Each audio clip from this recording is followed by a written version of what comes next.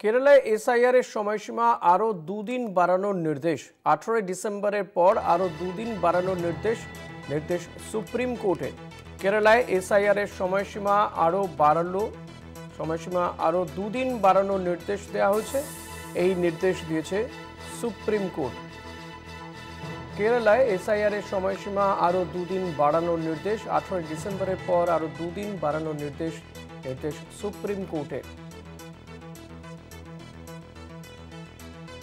কেরালায় এসআইআর এর সময়সীমা বাড়ল। এসআইআর এর সময়সীমা আরো দুদিন বাড়ানোর নির্দেশ দেওয়া হয়েছে।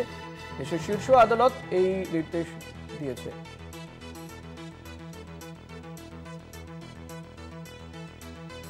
পশ্চিমবঙ্গ সহ মোট 12টি রাজ্যে চলছে এসআইআর, যার মধ্যে কেরালাতেও চলছে এসআইআর।